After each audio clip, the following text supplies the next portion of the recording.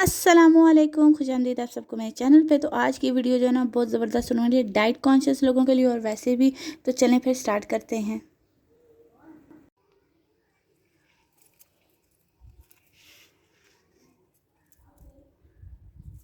दो मिर्चें मिल गई। अब हम चलते हैं जी। ये अभी मिर्च वाला पौधा जो है ना हो रहा है, तो अभी इनको नहीं छेड़ना। पुदीना लेना है इतना सा, ये भी हो गया, थोड़ा और ले लेते हैं। सही,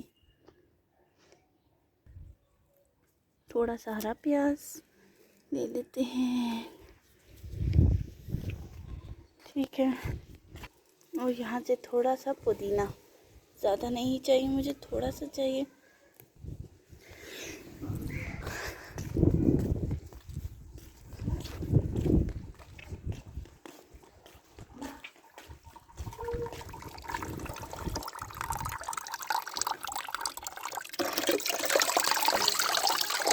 वॉश होने के बाद हम करेंगे कुटी बांध। ठीक हो गया। और ये हमारी अभी चटनी की चीज़ें हैं जो कि हैं आपके सामने, चाहे रोशनी अब आपको पता लगेगा। और अब इसके साथ क्या करना है वो आगे का प्रोसीजर मैं आपको बताती हूँ। यहाँ पे सारे मैंने मसाला रख लिए हैं जो मुझे चटनी के लिए चाहिए। सबसे पहले तिल है, फिर ये और ये जो है ये अनारदाना है, थोड़ी सी चीनी है, थोड़ा सा जो है मैंने साबुत पुदीना लिया है, भुना हुआ कुटा हुआ ज़ीरा लिया है, कलौंजी, जावित्री और इसे पता नहीं, हाँ जावित्री, कलौंजी और बादियन का फूल है, थोड़ा सा नमक है, थोड़ी सी कुटी मिर्च मैंने कुटी है और ये है इसके लिए। और इधर मैंने जो है ना उनके सामने दो तोड़ी थी मिर्चें। ठीक है, वो हो जा रही है चूंटिया है, वो भी आपको करीब। और पुदीना है, हरा धनिया है और ये वाले पत्ते हैं इसके सबस प्याज के। तो अभी मैं क्या करूँगी जी, पहले मैं जो हूँ ना बिस्मिल्लाहिर्रहमानिर्रहीम, पहले मैं कूटूँगी ये, फिर मैं कूटूँगी ये, उसके बाद अगला प्रोसीजर मैं आपको बताऊँगी।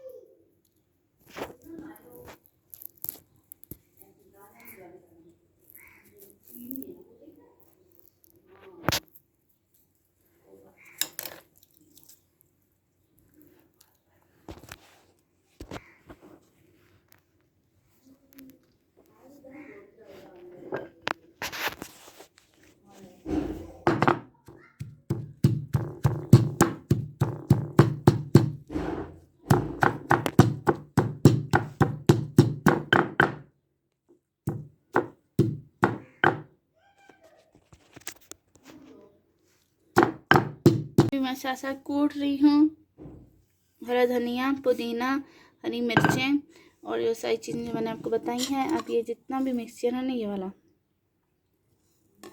जाएगा अंदर। ठीक है, और अब हम इसे करेंगे, पीसेंगे ऐसे करके। ठीक है, इसे पीस के फिर मैं इसको आपकी फाइनल लुक दिखाऊंगी। इसके अंदर मैं थोड़ा सा पानी डाला, ज़्यादा नहीं, मैं आपको दिखा भी देती हूँ। अब मैं चमचे से हिला के आपको दिखा दूँगी कि इसके अंदर इसको बिल्कुल मैंने पीस लिया है। ठीक है, और इसके अंदर मैं सिर्फ नमक थोड़ा सा पिंच डाला और कुछ भी नहीं। अब आप इसे इंजॉय करें, आपकी अनारदाने की चटनी ज़बरदस्त तैयार है।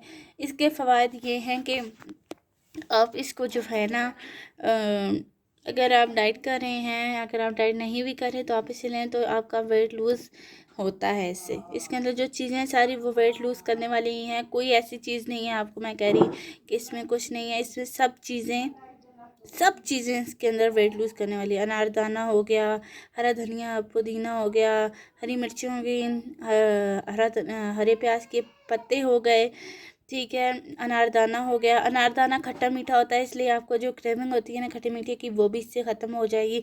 जब कभी आपका दिल करे ना कुछ खट्टा खाने को, आप ये चटनी बना लें, आपकी खट्टी मीठी क्रेविंग भी ख़त्म हो जाएगी, आपको फास्ट फूड की भी क्रेविंग नहीं होगी। और आप इसे अगर रोटी के ऊपर एज अ ड्रेसिंग बना के या सैलड के ऊपर एज अ ड्रेसिंग बना के खाते हैं तो भी परफेक्ट है। मैंने आपको हर तरीके का बताती हूँ, मतलब आप इसे एज अ ड्रेसिंग यूज़ कर सकते हैं, एज अ सैलड ड्रेसिंग भी यूज़ कर सकते हैं, वैसे भी खा सकते हैं, और सालन के साथ भी ले सकते हैं, चपाती के साथ भी, से नान के साथ भी, पराठे के साथ भी, पूड़ियों के साथ भी। ठीक है।